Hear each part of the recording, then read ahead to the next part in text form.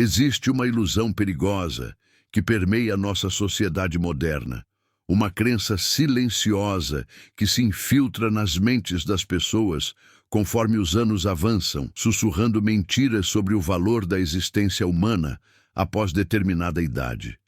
Essa ilusão nos faz acreditar que alcançar os 70 anos representa uma espécie de linha de chegada, um ponto final onde a vida perde seu significado e propósito,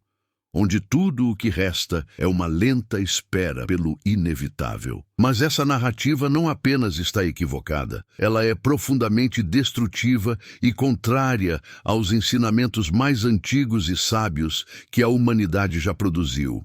Os filósofos estoicos da antiguidade compreendiam algo fundamental que nossa época esqueceu.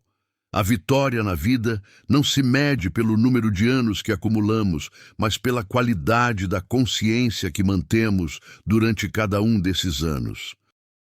Marco Aurélio, imperador e filósofo, escreveu em suas meditações que não importa se vivemos 3 dias ou 3 séculos, pois perder o presente é perder tudo o que possuímos verdadeiramente. O que separa aqueles que estão genuinamente vivos daqueles que meramente existem não é a idade cronológica gravada em documentos, mas sim a presença de capacidades específicas que refletem uma alma ainda desperta, ainda engajada com o milagre da existência. Hoje vamos explorar 7 dessas capacidades através da lente da sabedoria estoica, 7 indicadores de que você não apenas sobreviveu até os 70 anos, mas que está vencendo na vida de maneiras que realmente importam, de maneiras que transcendem as métricas superficiais de sucesso que nossa cultura tanto valoriza. Os estoicos acreditavam profundamente na importância da sabedoria prática, aquela que não se adquire apenas através de livros, mas através do engajamento constante com o mundo e suas infinitas lições. Se aos 75 anos você ainda se surpreende com uma flor desabrochando em seu jardim, se ainda faz perguntas sobre como as coisas funcionam, se ainda sente aquele formigamento de excitação ao aprender algo novo, você carrega dentro de si uma das chamas mais preciosas da existência humana. Sêneca, outro grande pensador estoico, afirmava que enquanto somos capazes de aprender, estamos verdadeiramente vivos e que a educação não é preparação para a vida, mas a própria vida acontecendo. A curiosidade não é um luxo reservado aos jovens, é uma necessidade fundamental que mantém nossa mente elástica e nosso espírito receptivo às possibilidades infinitas que cada novo dia oferece. Pesquisas modernas em neurociência confirmam o que os estoicos intuíam há 2000 anos. Nosso cérebro permanece capaz de formar novas conexões, de criar novos caminhos neurais, de se adaptar e crescer até o último suspiro que damos.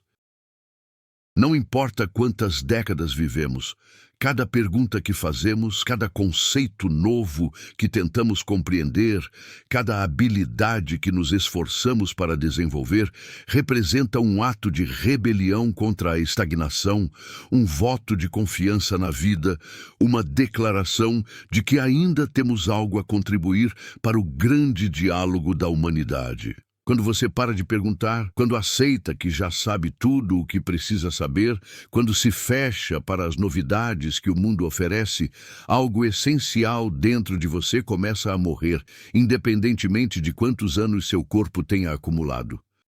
Mas se aos 78 anos você ainda folheia um livro sobre astronomia, se ainda assiste vídeos sobre como funciona a tecnologia moderna, se ainda conversa com pessoas mais jovens querendo entender suas perspectivas,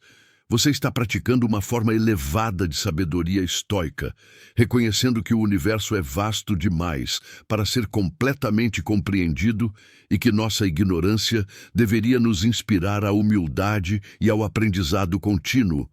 não ao cinismo ou à resignação. A filosofia estoica frequentemente é mal compreendida como uma doutrina de isolamento emocional. Mas nada poderia estar mais distante da verdade. Os estoicos valorizavam profundamente as conexões humanas genuínas, reconhecendo que somos seres sociais por natureza e que nossa virtude se expressa através de como tratamos os outros.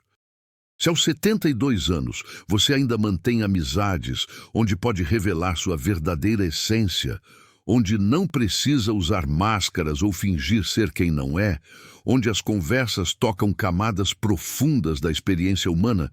você possui uma riqueza que nenhum banco pode guardar. Estudos científicos modernos confirmam algo que os filósofos antigos já sabiam. A solidão crônica tem um impacto na saúde comparável a fumar 15 cigarros diariamente, enquanto relacionamentos significativos funcionam como um escudo protetor contra inúmeras doenças físicas e mentais. Marco Aurélio escreveu que nascemos uns para os outros, que servir ao bem comum é nossa função natural e que, nos isolando da comunidade humana, traímos nossa própria natureza. Não se trata de acumular centenas de contatos superficiais ou de manter aparências em círculos sociais que drenam sua energia, mas de nutrir algumas conexões verdadeiras, onde há reciprocidade, vulnerabilidade e crescimento mútuo.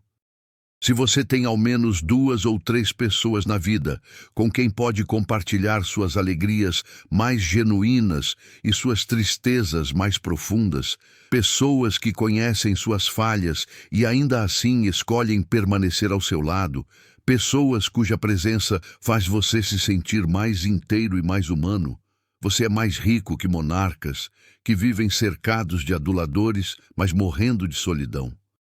A prática estoica nos ensina que esses relacionamentos devem ser cultivados com o mesmo cuidado que um jardineiro dedica às plantas mais preciosas, regados com atenção, podados de ressentimentos acumulados, fertilizados com gratidão e reconhecimento. Se aos 75 anos você ainda liga para um amigo apenas para ouvir sua voz, ainda se reúne para conversas que vão além do clima e das notícias superficiais, ainda sente que pertence a uma teia de afeto que dá sentido e cor aos seus dias, você está vencendo em um dos aspectos mais fundamentais da existência humana. Os estoicos compreendiam que corpo e mente não são entidades separadas, mas aspectos integrados de uma mesma existência, e que negligenciar um, inevitavelmente, afeta o outro. A temperança, um dos pilares centrais do estoicismo, não significa apenas moderação nos prazeres, mas um equilíbrio sábio em todas as dimensões da vida, incluindo o cuidado com nosso veículo físico. Se aos 76 anos você ainda se movimenta regularmente, não porque alguém disse que deveria ou porque teme a morte, mas porque genuinamente desfruta da sensação de estar em movimento, porque sente prazer em caminhar sob as árvores, em dançar mesmo que desajeitadamente, em cuidar do jardim, em nadar, em alongar os músculos que talvez protestem um pouco, mas que ainda respondem aos seus comandos, você está praticando uma forma profunda de gratidão pela vida. Epicteto, que foi escravo antes de se tornar filósofo, ensinava que deveríamos cuidar do corpo com o necessário, mas sem transformá-lo em nossa obsessão principal, mantendo sempre a perspectiva de que ele é um instrumento temporário para nossa jornada. O movimento não é apenas exercício físico ou prevenção de doenças, embora esses benefícios sejam reais e importantes. O movimento é liberdade, é independência, é a capacidade de continuar explorando o mundo por seus próprios meios, de não precisar esperar que outros façam por você o que ainda pode fazer por si mesmo. Quando você consegue subir escadas sem auxílio, quando consegue carregar suas próprias compras, quando consegue agachar para brincar com um neto ou se abaixar para acariciar um cachorro, você mantém uma conexão vital com a autonomia que define tanto da dignidade humana. A prática estoica nos convida a aceitar as limitações que naturalmente vêm com o envelhecimento sem nos rendermos passivamente a elas, distinguindo entre o que está sob nosso controle, como a decisão de nos movermos dentro de nossas capacidades atuais, e o que não está, como o fato inevitável de que nosso corpo não funciona aos 70 como funcionava aos 20. Essa distinção, conhecida como a dicotomia do controle, liberta-nos tanto da negação tola quanto do desespero paralisante, permitindo-nos trabalhar com a realidade tal como ela é, não como gostaríamos que fosse. Se você encontrou formas de movimento que trazem satisfação genuína, que fazem você se sentir vivo e presente no momento, seja uma caminhada matinal, onde observa o nascer do sol, seja uma dança semanal com amigos, seja o simples ato de cuidar das plantas, você está honrando tanto seu corpo quanto seu espírito, reconhecendo que enquanto habitamos esta carne e ossos, devemos tratá-los com respeito e atenção. A relação que mantemos com a comida revela muito sobre nossa relação com a vida em geral e com nós mesmos em particular. Os estoicos praticavam a temperança não como privação ou ascetismo extremo, mas como um meio-termo sábio entre a gula inconsequente e a negação masoquista dos prazeres naturais.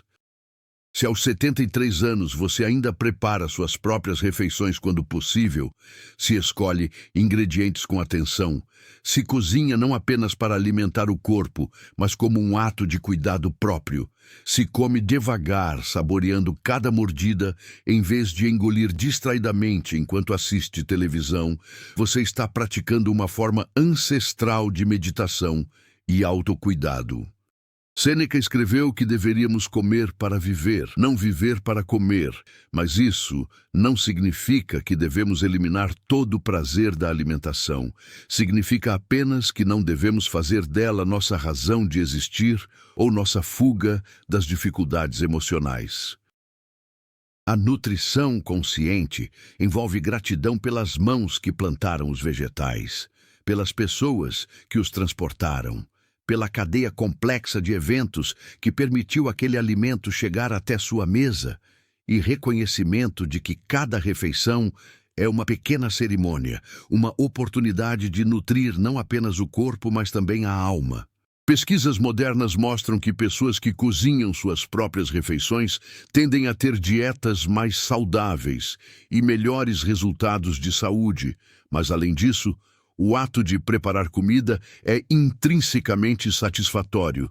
conectando-nos com tradições milenares e com nossa própria capacidade de transformar ingredientes simples em algo nutritivo e delicioso. Se você ainda sente prazer em cortar legumes, em temperar um prato, em experimentar receitas novas ou em aperfeiçoar as antigas, se ainda se senta à mesa para comer em vez de beliscar em pé na frente da geladeira, se ainda consegue distinguir sabores e apreciá-los, você mantém viva uma conexão fundamental com um dos prazeres mais básicos e acessíveis da existência humana. A prática estoica nos ensina a encontrar contentamento no suficiente, a não precisar de extravagâncias para sentir satisfação, a reconhecer que uma refeição simples, mas preparada e consumida com atenção e gratidão,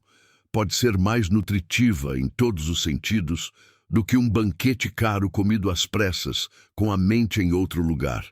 Neste momento da nossa conversa, quero fazer uma pausa e convidá-lo a algo mais profundo do que simplesmente assistir a mais um vídeo e seguir adiante. O que estamos explorando aqui não são truques rápidos ou soluções fáceis, mas verdades antigas que resistiram ao teste de milênios porque tocam algo essencial na experiência humana. Se estas reflexões estão ressoando com algo dentro de você, se estão fazendo você repensar suas próprias escolhas e prioridades, considere se inscrever neste canal, não porque eu preciso de números, mas porque você pode se beneficiar de uma comunidade dedicada ao crescimento através da sabedoria estoica. Mais importante ainda, compartilhe nos comentários. Qual dessas capacidades você ainda mantém forte aos seus 70 anos, ou aos 50, ou aos 80? Qual delas precisa de mais atenção em sua vida? Que desafios você enfrentou e como os superou mantendo a serenidade? Suas experiências não são apenas suas, são lições valiosas que podem iluminar o caminho de outros que enfrentam jornadas semelhantes. Esta não é apenas uma audiência passiva, mas uma comunidade de aprendizado mútuo, onde todos temos algo a ensinar e algo a aprender. Agora, vamos continuar explorando as capacidades restantes que marcam uma vida verdadeiramente vitoriosa. Uma das ironias mais trágicas do envelhecimento é quando as pessoas permitem que suas mentes se tornem rígidas, justamente no momento em que acumularam sabedoria suficiente para compreender a complexidade da existência. Os estoicos nos ensinaram que a sabedoria genuína inclui reconhecer a vastidão do que não sabemos e a disposição para revisar nossas opiniões quando confrontados com novas evidências ou perspectivas. Se aos 81 anos você ainda é capaz de mudar de opinião, de admitir que estava errado sobre algo, de aprender com pessoas mais jovens, de soltar velhas crenças que não servem mais, de perdoar rancores antigos que apenas envenenam seu próprio coração, você demonstra uma forma superior de força, muito mais impressionante do que qualquer teimosia disfarçada de princípios. Marco Aurélio escrevia repetidamente sobre a importância de rever nossas impressões, de questionar nossos julgamentos automáticos, de reconhecer que a maioria de nossas opiniões não são fatos objetivos, mas interpretações que podem ser modificadas. A rigidez mental mata mais rápido e de forma mais cruel do que a rigidez física, transformando pessoas em prisioneiras de seus próprios preconceitos, isoladas em bolhas de certeza que as separam progressivamente do mundo real e das pessoas reais. Conheci uma senhora de 77 anos que decidiu aprender programação básica para entender melhor o mundo digital onde seus netos viviam, não porque precisava para trabalhar ou porque alguém a obrigou, mas simplesmente porque mantinha viva aquela curiosidade de que falamos antes e porque estava disposta a sair de sua zona de conforto. Conheci um homem de 83 anos que finalmente fez as pazes com um irmão após décadas de distanciamento, reconhecendo que o orgulho ferido de 40 anos atrás não valia o preço de morrer sem reconciliação. Essas pessoas entendem que a coragem, outro pilar fundamental do estoicismo, não significa apenas enfrentar perigos físicos, mas ter a bravura de confrontar nossos próprios egos, nossas próprias limitações, nossos próprios erros. A prática estoica nos desafia a cultivar o que chamavam de amor fati, amor ao destino, aceitação profunda não apenas das circunstâncias externas que não podemos controlar, mas também de nossa própria imperfeição e da imperfeição dos outros. Essa aceitação não é passividade ou resignação, mas uma forma de liberdade, liberando-nos da necessidade exaustiva de controlar tudo e todos, permitindo-nos focar nossa energia no que realmente podemos influenciar, nossas próprias escolhas, ações e atitudes. Se você consegue ouvir opiniões contrárias às suas sem se sentir ameaçado, se consegue considerar que talvez sua forma não seja a única forma válida de fazer as coisas, se consegue abraçar mudanças em vez de resistir a elas com amargura, você possui uma juventude espiritual que muitas pessoas na casa dos 30 não têm. Epicteto ensinava que cada pessoa tem um papel a desempenhar no grande drama da existência e que descobrir e honrar esse papel é essencial para uma vida significativa. Se aos 79 anos você ainda tem algo que o faz querer levantar da cama pela manhã, ainda tem um senso de propósito que vai além de simplesmente passar o tempo até a morte, você carrega consigo uma das mais poderosas forças psicológicas e espirituais conhecidas pela humanidade. Esse propósito não precisa ser grandioso ou impressionante aos olhos alheios, não precisa envolver salvar o mundo ou deixar um legado monumental, pode ser tão simples quanto cuidar diligentemente de um jardim que traz beleza ao bairro, fazer ligações semanais para amigos mais solitários, ensinar uma receita tradicional a quem queira aprender, escrever cartas para netos, voluntariar algumas horas em uma causa que toca seu coração, ou simplesmente ser uma presença estável e amorosa na vida das pessoas ao seu redor. O que importa não é a magnitude externa do propósito, mas a sinceridade interna com que o abraçamos. Os estoicos acreditavam que todos fazemos parte de um organismo maior, de uma comunidade humana interconectada, e que contribuir para o bem dessa comunidade, por menor que seja nossa contribuição individual, é uma forma de virtude e realização. Viktor Frankl, sobrevivente dos campos de concentração e pensador profundamente influenciado pela filosofia estoica, descobriu que as pessoas que mantinham um sentido de propósito sobreviviam muito mais do que aquelas que o perdiam, mesmo sob as condições mais brutais imagináveis. O propósito nos ancora quando tudo mais parece incerto, dá direção quando nos sentimos perdidos, oferece motivação quando a energia parece escassa. Se você ainda sente que tem algo a contribuir, ainda sente que sua existência faz diferença para alguém ou para algo além de você mesmo, ainda encontra satisfação em ser útil de alguma forma, você possui uma riqueza interior que muitas pessoas nunca descobrem, independentemente de quantos anos vivam.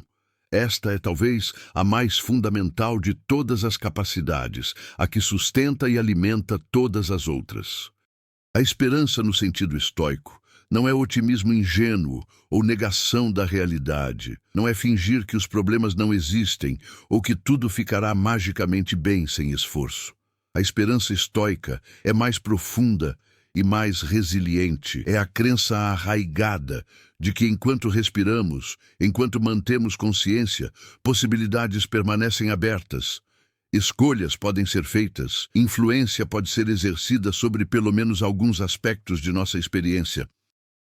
Se aos 82 anos você ainda acorda acreditando que o dia pode trazer algo de valor, ainda sente que seus pensamentos e ações importam, ainda consegue imaginar um futuro, mesmo que seja apenas algumas semanas à frente, você carrega dentro de si uma força que pesquisas científicas mostram literalmente mudar nossa biologia, fortalecendo o sistema imunológico, acelerando a recuperação de doenças e até influenciando a longevidade.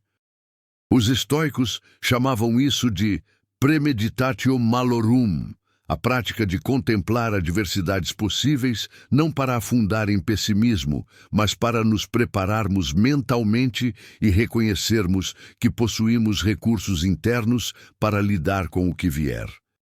Marco Aurélio enfrentou pragas, guerras, traições, perdas pessoais devastadoras, e ainda assim manteve sua serenidade e senso de propósito, escrevendo suas meditações, lembrando a si mesmo repetidamente que obstáculos são oportunidades para praticar virtude, que dificuldades são combustível para o fortalecimento interior. Se você enfrentou décadas de vida com seus inevitáveis desapontamentos, perdas e desafios, e ainda assim não permitiu que o cinismo consumisse sua alma, ainda consegue encontrar motivos para gratidão em meio às dificuldades, ainda acredita que o amor e a bondade existem e vale a pena cultivá-los, você é um guerreiro espiritual de uma categoria rara e preciosa.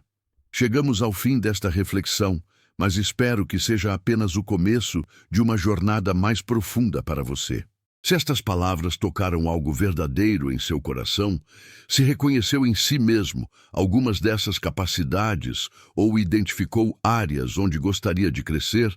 convido você novamente a se juntar a esta comunidade de buscadores de sabedoria prática, inscrevendo-se no canal. Mais importante, porém, é que você compartilhe suas próprias reflexões nos comentários. Quais dessas capacidades você considera mais desafiadora de manter? Que estratégias descobriu para cultivar resiliência e propósito conforme os anos avançam? Que temas relacionados à filosofia estoica aplicada à vida cotidiana você gostaria de explorar em vídeos futuros? Suas contribuições não apenas enriquecem esta comunidade, mas podem oferecer luz e orientação para outros que caminham jornadas semelhantes. Lembre-se das palavras de Marco Aurélio: a alma se tinge com a cor de seus pensamentos. Então, escolha pensamentos que fortaleçam não apenas você, mas todos ao seu redor. Vamos continuar crescendo juntos através da sabedoria antiga aplicada aos desafios modernos. Até a próxima reflexão e que você encontre serenidade no que não pode controlar e coragem no que pode.